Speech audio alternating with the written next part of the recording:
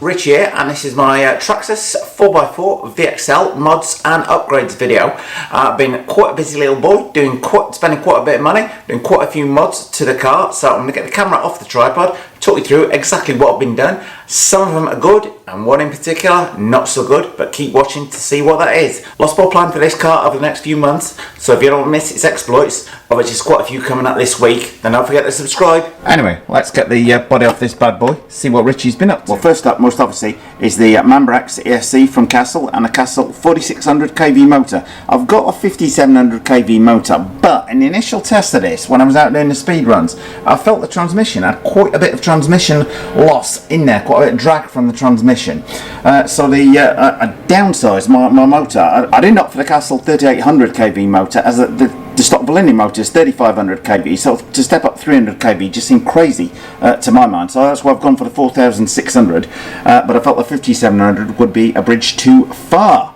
So that's my probably biggest cost in the car so far is that. Anyway, on to my other mods. I fitted the front sway bar kit and the rear sway bar kit from Hot Racing. Link to those below this video. That is relatively simple to fit, although I've got an upcoming video, if I've not put it up already, on how to fit those step by step. Now actually the last mod that I did was fitting the GTR shocks to the car, both front and rear. Now you notice a slightly comical situation with the rear springs at the minute. I'm still looking around for some suitably strong ones for the back, because the Traxxas GTR springs are not stiff enough to my mind, but a couple of people have given me recommendations on Facebook, so I'll check that out. I am quite happy with the springs that I've got fitted to it though. These are ones from my old Revo 2.0, which at the front are certainly proving nice and stiff, and as comical as they look at the back, these springs are actually working quite well on the setup of the car. It's handling quite nicely with this whole setup.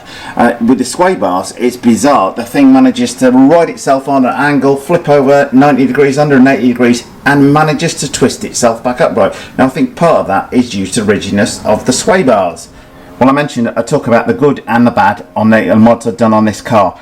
Castle setup, very, very good. Awesome power, awesome control and delivery on there. Sway bars, highly, highly recommended on there. The shocks and the spring combination, not quite set on that as yet. They seem to be pretty good at the front. The rear needs a little bit of work to get the some suitably large and stiffer springs fitted on the back to give the full travel on there. But nonetheless, this thing can land some serious air without bottoming out and not like rebound too much on there, which is sorry, it's quite happy with the setup as it is at the minute, but it could be improved upon. What is the bad bit about the mods I've done so far? The one I haven't mentioned is the steel CVD shafts from Traxxas. These are about $60 a pair for the front and $60 a pair back for the rear. This is just sheared apart on one side at the front here, so not too impressed with that. Now bear in mind, they're probably designed to cope with the velineon power plant, so running it with this Castle setup, I'll get Traxxas off a little bit because I'm putting more power through it than it was designed for, but not overly impressed that something that's $60 should just shear like that quite so easily. I wasn't doing anything stupid with it at the time. However, for $60 I think you should expect more than that shearing away like that. Anyway, it's time to fit some MIP drive shafts, which a couple of people recommended and I've fitted before to one of my cars. So there we have my Traxxas Rustler 4x4 VXL mods and upgrades so far. Hope you like them.